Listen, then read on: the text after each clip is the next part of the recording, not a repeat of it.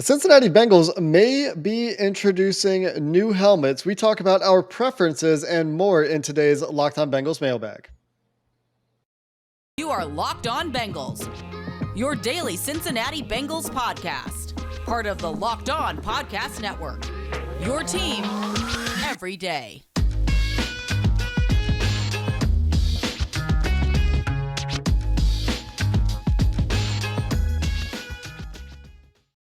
What up, Bengals fans, and welcome to another episode of the Locked On Bengals podcast. I'm your host, Jake Liscow. He's your host, James Rapien. Together, we are the Locked On Bengals podcast, part of the Locked On Podcast Network, covering your team, the Cincinnati Bengals, every day. Free and available everywhere you get your podcasts and on YouTube. We appreciate all of you who subscribe, who follow. We're almost to 10,000 YouTube subscribers, I believe. Let's get over that hump. Training camp right around the corner. It's going to happen. Let's make it happen. And we appreciate all of you who make us your first listen.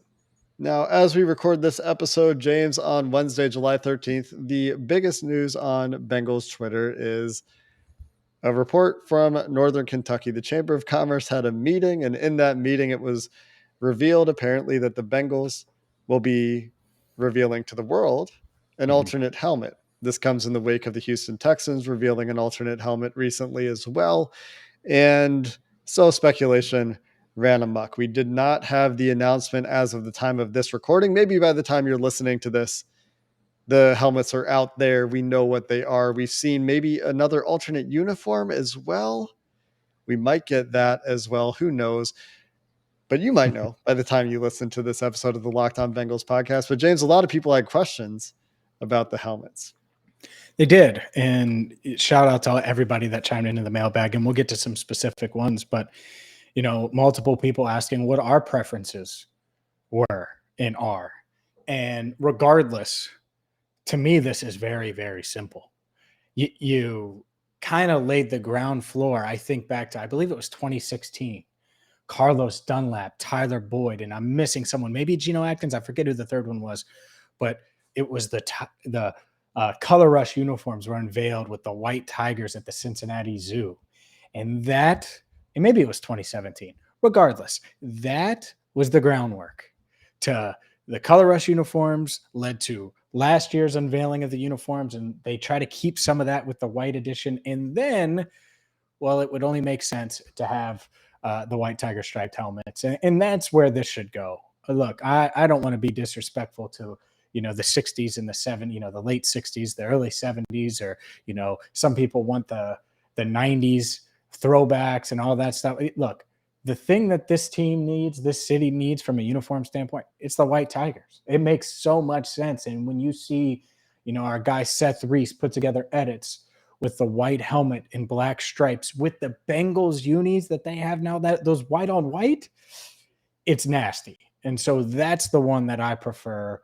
That doesn't mean that I don't like the ones that say Bengals on the side. That doesn't mean they couldn't get creative and go, you've seen the ones that get autographed, the orange stripes and the black base. I get it. I understand it.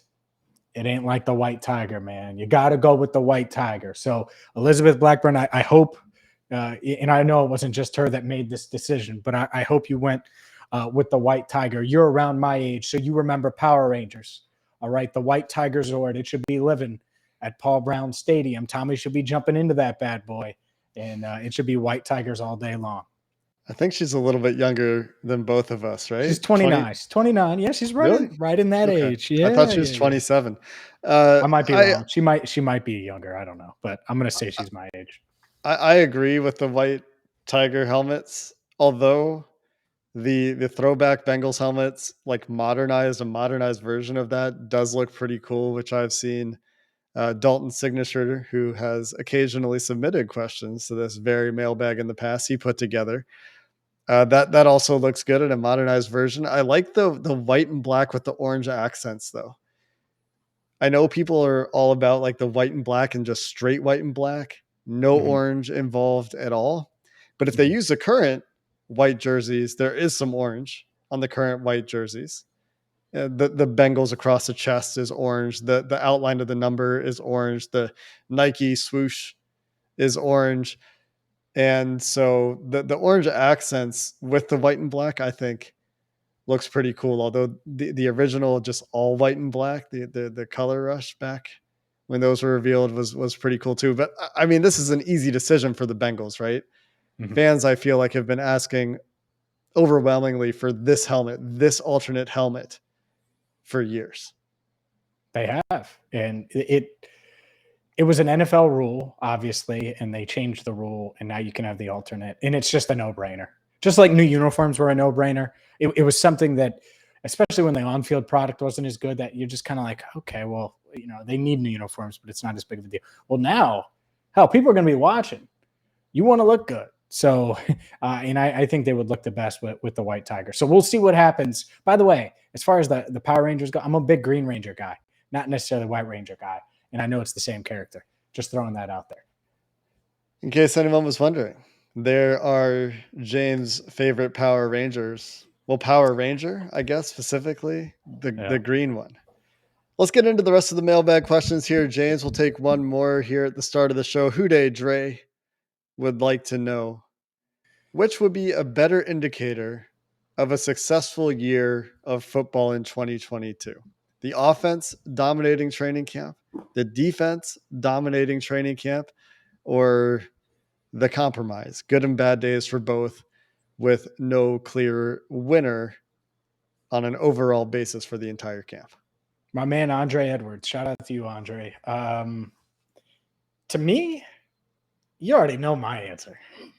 I hope Joe Burrow throws for 572 touchdowns in training camp. I hope he doesn't throw an incompletion. I hope I'm talking about him. Oh, man, they went 7-on-7. He was 15 of 15, and they marched up and down the field, and that's what it is. Because, honestly, when they're playing 11-on-11, you can't hit the quarterback, but you can tell when the offensive line fails. And if the offensive line doesn't fail, then, there's a lot of times where the offense should win and they should be put in position to win. So that's kind of my hope. Now, I get a lot of people would say, oh, you want it to be 50-50 and all of those things. But, a lot of these one-on-ones and things like that, the offense has the advantage anyway. So you want to see the offense win, and I would lean towards the offense. That being said, am I going to freak out if the defense is winning? No. But I'll tell you this, I don't want to be talking about how, man, that would be a sack. That would have been a sack. I don't want to have that. And I've dealt with way too many Bengals training camps where that has happened. So as long as we're not having that conversation and Joe Burrow is Joe Burrow, I think the offense is going to win its fair share, but the defense probably hold its own as well. I'm excited to see the Joseph Osai Lel Collins matchup that we should see quite a bit of in training camp. Trey Hendrickson, Jonah Williams again going at it in training camp. Some strength on strength, we hope, matchups for the Bengals. And we have a question about sacks too. Sam Hubbard's going to still be out there doing his thing. But to answer this question, I would say that it's not necessarily a 50-50 thing that I think would be the best, omen, the best indicator of success coming. I think I would be looking for more success from the offense because, like you said, James, so much of training camp does benefit the offense, is set up for the offense to have success. But I'd like to see, 20-30% of the time the defense has a better day where, some of these pass rushers are getting after Joe Burrow. And I know I want the offensive line to be better, but we still need to see that this team can get after the passer too. And if it's strength on strength, like we saw last year, for example, with Cheeto and Jamar Chase, then that could be a good omen as well. The other thing will be continuing to look at those matchups at cornerback and wide receiver, the Cam Taylor Britt not experiment, but pushing for playing time with Eli Apple, getting those matchups with Jamar Chase, with T Higgins in camp. That'll be fun to watch. And so I would like to see Lou Anarumo and his guys get a little spicy at times and occasionally throw off Zach Taylor and Brian Callahan. But the kind of bottom line and differentiator deciding factor, I guess, would be that I think the offense is what needs to carry you further. Defense, much more high variance, much more dependent on external factors. So that being the case, you would rather see the offense be, in my opinion, more consistent, even if you are also rooting for the defense to be good. The offense is just more within the team's control. So that's why I see it that way. James, we've got more questions to get to, including what about surprise cuts in camp? And going back to Sam Hubbard still being around, who's going to be the second highest sacker for the Bengals this year? We'll go to those couple questions coming up next. It doesn't matter if you're Sam Hubbard, Jake Liscow, Andre Edwards, or anybody else here that listens to Locked On Bengals. You need to get Built Bar in your life. The number one protein bar on the planet, high in protein, low in sugar, low in calories, perfect for you. And yeah, look, we know how great they are, but if you haven't had the coconut brownie chunk Built Bar, one, you're missing out because it's Jake Liscow's favorite. Two, they just released the Puffs edition, which is a protein-infused marshmallow covered in 100% chocolate, high in protein, low in sugar. This is the candy bar, or the chocolate bar, the protein bar that tastes like a candy bar. See, I eat them like candy, 1 or 2 a day. But the thing is, it's healthy for you. It's going to get you the protein you need post-workout. It's going to make up for those hunger cravings in between meetings. So check them out right now, built.com. Use promo code LOCK15. You'll get 15% off your order. Again, use promo code LOCK15 for 15% off at built.com. James, before we dive back into the mailbag, this isn't exactly breaking news, but it is an update on the Jesse Bates situation. Kelsey Conway tweeting about 40 seconds ago as we are recording this episode in the middle of your ad read that the situation between Jesse Bates and the Bengals remains at a standstill. According to a source familiar with the situation and her reporting, nothing has changed. A long-term deal is not expected to be in place by the deadline on Friday at 4 p.m. So not necessarily breaking news there. This has kind of been what we expected for a while, but does put a bit of a cold bucket of water. I should have tweeted that. So you gave me a shout out. On any hopes. Well, I mean, she I assume talked to somebody who updated her on the situation. So just giving credit where it's due as it popped onto the timeline as we recorded. And we'll talk about the Jesse Bates thing after the deadline is passed and we know for sure that a deal won't be reached, but a bit of a cold bucket of water on any last minute hopes from Kelsey Conway's reporting there. So that's too bad. But next question, right, by the way, 100% right. So yeah. I mean, as we've been discussing for the past, I don't know, couple months now, right? Yep. Let's go to our next question here from Bert Sivan at Bert Sivan on Twitter. Do you think that there will be any surprise cuts in camp? And if so, who is the most likely cut candidate, James? Well, the first one is got to be Kevin Huber. Like, I think he's on the list of potential surprise cut candidates. Clark Harris could be on that list. I think it's less likely. And both of those guys are more likely than not to make the team. But if you're looking at surprise cuts, it's got to start there because they're competing for one spot against one other guy. And so that's the part of it where I think they could certainly be in danger, depending on how, things go with Cal Adamitis and then obviously Drew Chrisman. So we'll see there. That being said, other potential cut candidates, it's kind of crazy. There aren't many to me, right? There aren't many that would be surprising. Like you kind of know for the most part, the meat and potatoes of this roster, who's going to make it and who's going to be on the outside looking in, battling for that last spot. Like you have a defensive end spot up for grabs. You have a couple of spots on the defensive line. The offensive line room is going to be interesting. Wide receivers, if they don't add anyone, is it really that in? Like Kwame Lassiter could make the team. That could be a surprise add, which would make Trent Taylor a potential cut candidate or someone in that range. But he was on the practice squad last year. Like how surprising is that, right? And so I don't think there are many surprising cut candidates that I think are realistic that you'd point to. And maybe you have someone else, but it's a weird year where, at least as of now, I don't think there are many guys on the bubble that would really surprise our audience or surprise us if they didn't make it. The one technicality here is a cut during training camp would have to be relatively early in the cut down cycle because the cut dates are sure. August 16th, August 23, and August 30th. So a technicality, but 5 players to 85 from 90 on August 16th, which is toward the end of training camp already. When we talked about the training camp dates, we talked about how if you want to see guys that may be fighting for their roster spot in their last few practices before that cut down date, there's only, I think, one practice before and after the 16th of August, from what I recall.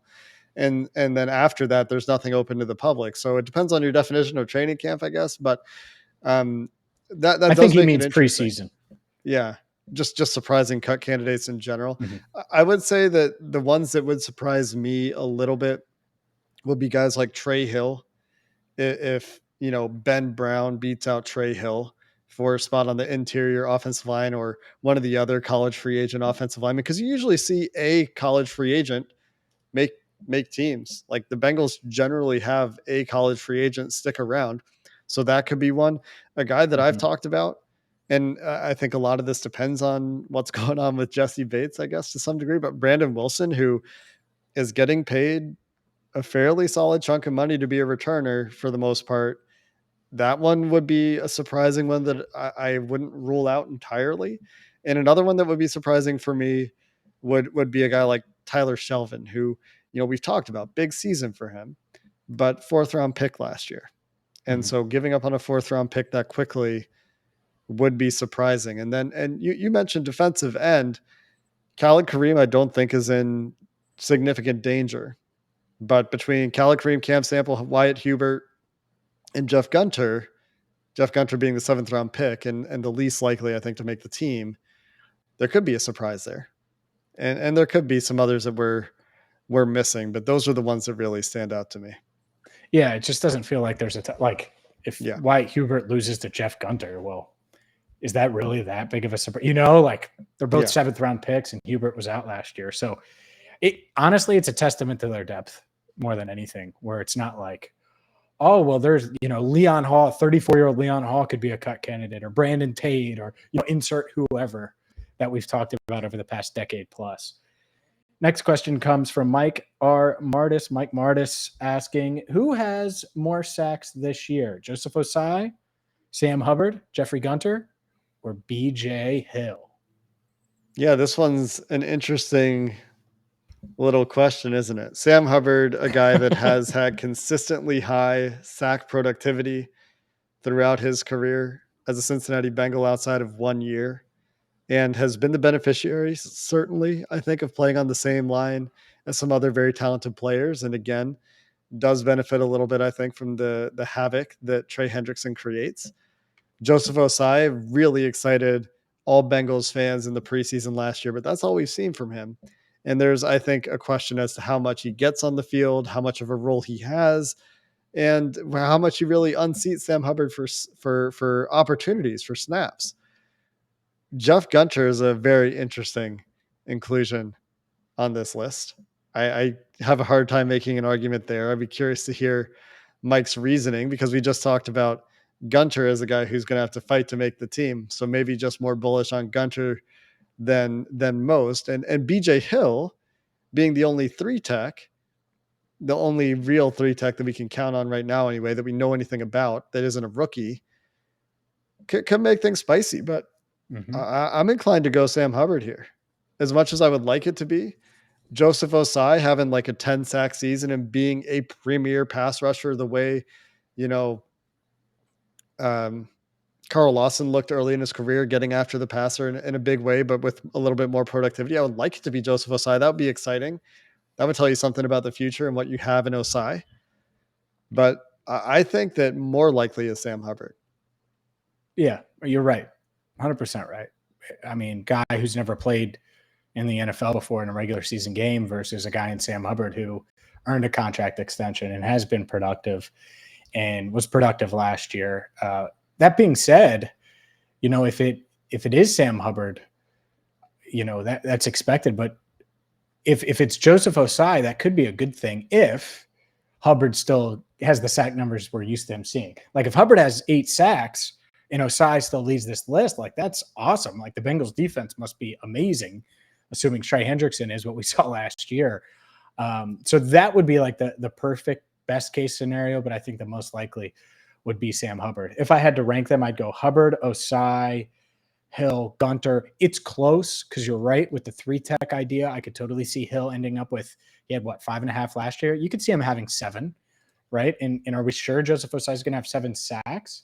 I mean, he's good against the run, and I think he's going to get some heat on opposing quarterbacks. But 7 sacks isn't nothing to scoff at. So we'll see. But I think that would be it with Gunter coming in last, which obviously he's a 7th round pick. Now, if he leads this list, that would be wild. That's like the Twilight Zone. Cue the Forrest Whitaker Twilight Zone type music.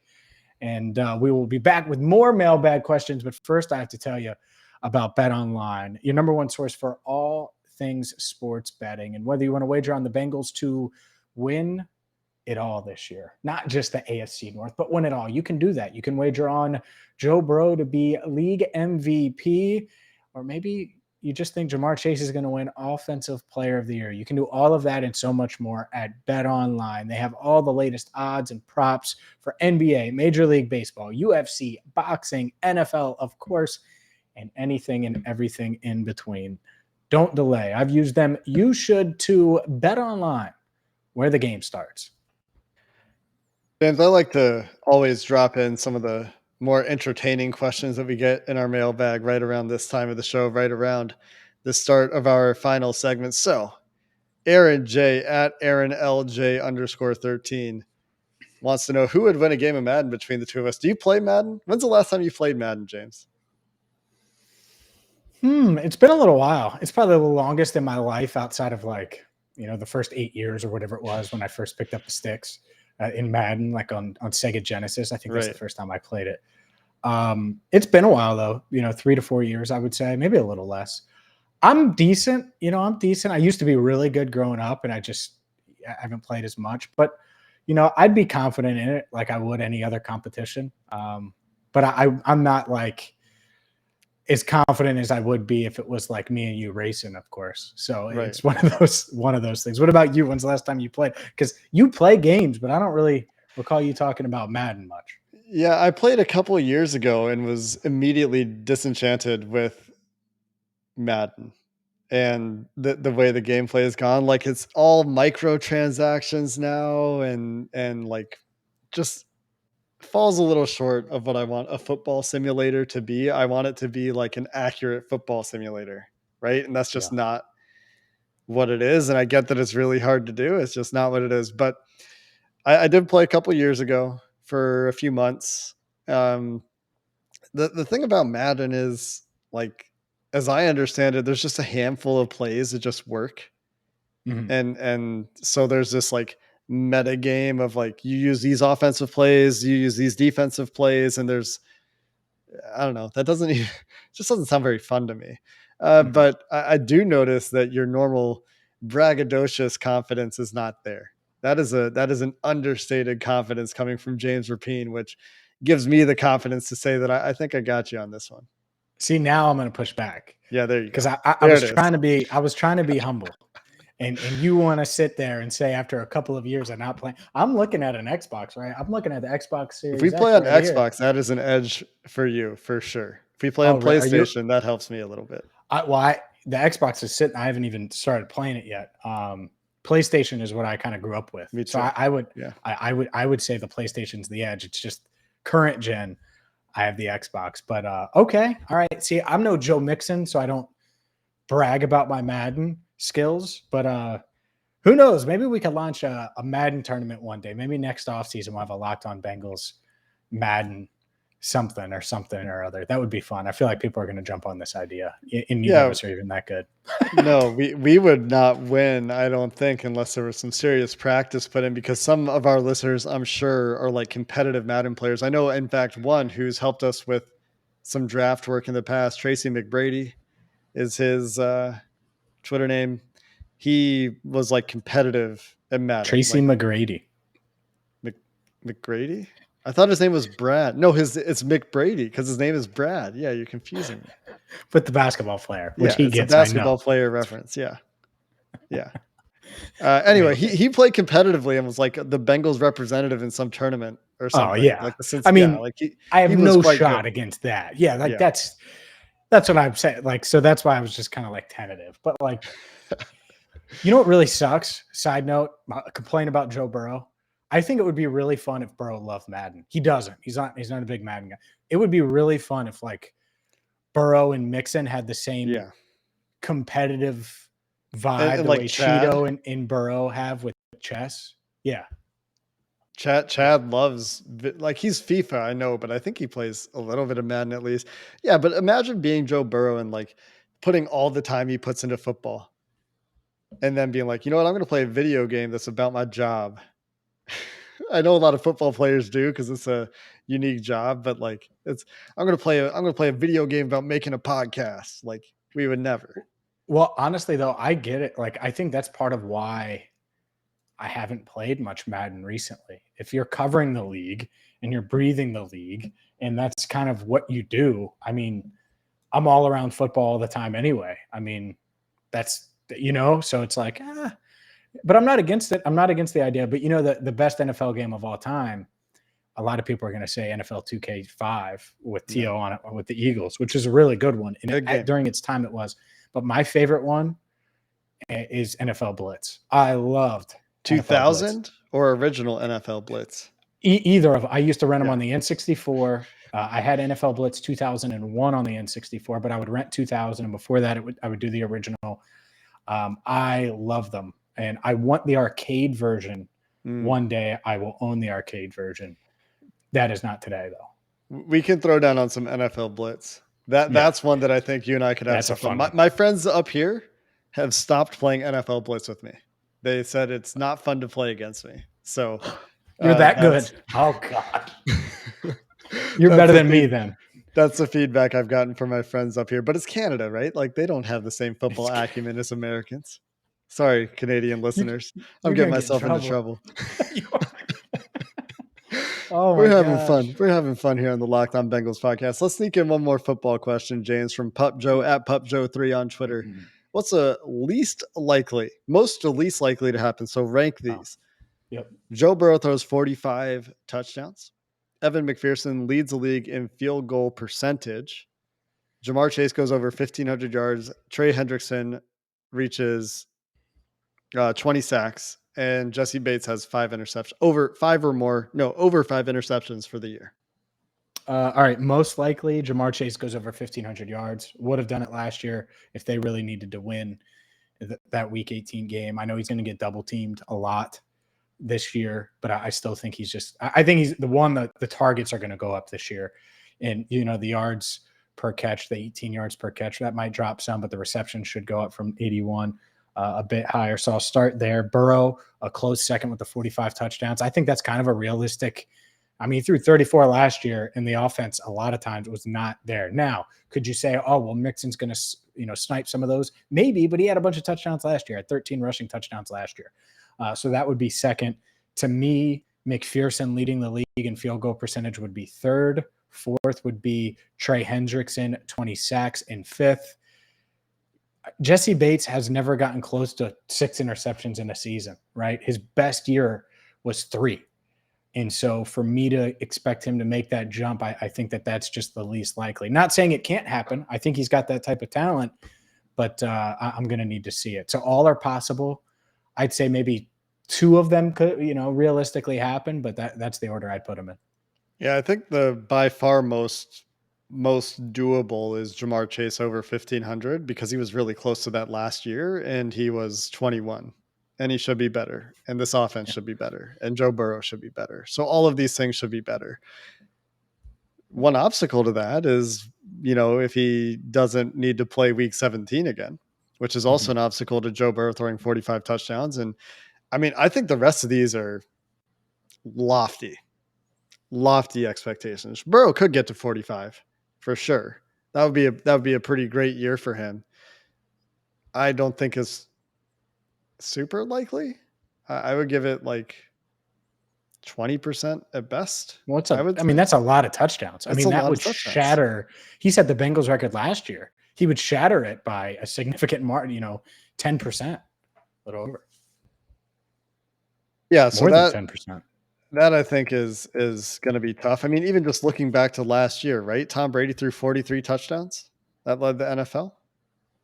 The second was Matthew Stafford at 41. So, I mean, not very many quarterbacks even got close to that number. McPherson leading the league in field goal percentage is probably for me over Joe Burrow throwing 45 touchdowns. Wow. I don't think either of these are particularly likely, but this one's just a percentage. So he doesn't need like the counting stats, right? It's just a rate stat. So if he is the Justin Tucker of the future that we hope he is, maybe he improves his consistency from 40 to 49. But the thing is, like, he's probably going to have a lot of opportunities for the mid-court shot at halftime, to use a basketball reference that you may or may not care for. And that could drive the number down a little bit. Hendrickson to 20 sacks would be wild.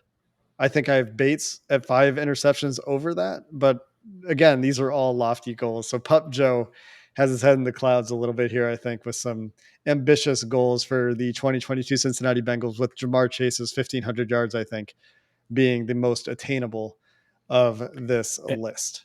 If that happens, Burrow could win MVP, Chase could be Offensive Player of the Year, and Trey Hendrickson could be Defensive Player of the Year. Yep. Like realistically, like all 3 of those awards could be Bengals awards if those numbers are out there. If all 3 of those things happened. And Chase had the touchdowns and whatever to go with it, assuming that Cooper Kupp doesn't have 7,000 yards and 5,000 targets again. I kind of hope he does. I traded for him this offseason in a dynasty league, so I kind of want Cooper Kupp to do well. Is that bad to say? It's regular season. They're not playing against them. Not even the same conference. I don't think that's bad to say. It's fantasy purposes. Depends on, I guess, who owns who for fantasy football purposes. That's going to do it for this episode of the Locked On Bengals podcast. We're back next week with some training camp previews. We'll have your updates, of course, on the Jesse Bates situation on Sunday evening for Monday. We're not expecting a deal done there, of course. If you need more football content, go check out Locked On NFL. Go check out the top 50 players, betonline.net.